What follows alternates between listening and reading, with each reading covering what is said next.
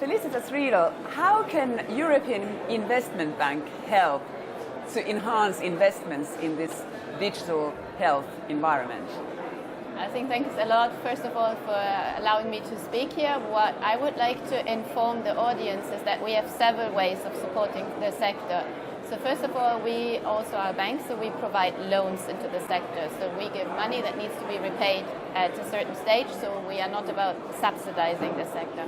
However, we have a range of financial instruments that cover not only small-sized or medium-sized companies, so in the private sector, but we also support the large infrastructure projects, which can be hospitals that also use digital health equipment, but it can also be the related IT infrastructure that is needed, but also the development of innovative software that also is necessary in order to implement a digital health strategy.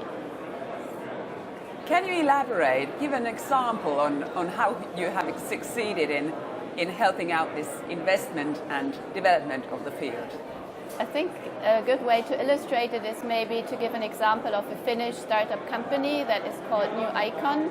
That's a robotics company that is specialized on providing hospital pharmacies with digital pharmacy that can avoid mistakes. So if a physician at the ward does a prescription, it is automatically sorted in the hospital pharmacy. So therefore you avoid human mistakes. And that's also a way of digitalization. It was a small company and we provided an 8 million loan to this company, so it's quasi-equity risk. But it had a tremendous impact because it also signalized to the company, we think the business model is valid, it's financially sound, so I think there was quite some signaling effect. And that also helped the company to provide its capex, but also its R&D strategy to move forward. Another project can be a large hospital infrastructure where we have also seen, first of all, with the medical simulation, where we also see a stronger impact now that medical students are now being trained with robots, more or less, in order to not only anatomy-related facts, but also case studies, where you have patients being mimicked by robots, and then it is tested whether or not the students will get the right diagnosis out of them. So their IT also plays a major role. But also what we see is that in our hospital infrastructure projects, the IT component is increasing, meaning that digital solutions are becoming more important, that also within a hospital, you ensure that once a patient enters at every single ward, at every single destination, people know, okay, blood has already been taken while being at this examination, or this x-ray has been done, and physicians everywhere have access to it. How do you think different companies or hospitals have found your financial instruments at the European Investment Bank? Sorry, I didn't quite understand the question. How accessible do you think European Investment Bank is to different startups, hospitals, companies who are looking for funding for these projects? I think we are generally accessible, but what we realize is that many people are not aware of what type of instruments we have. EIB is still perceived as a large infrastructure bank, which from historical perspective we have been, but also in recent years we have had new financial instruments. It started with the risk-sharing finance facility, but also under INNOFIN, EIB was able to accept what we consider higher risk projects, which also opened the market to mid-cap or smaller sized companies. And also now under the Juncker plan or with FC guarantee, we are also to provide more risk capital. But I also want to keep it in perspective, we are still a bank.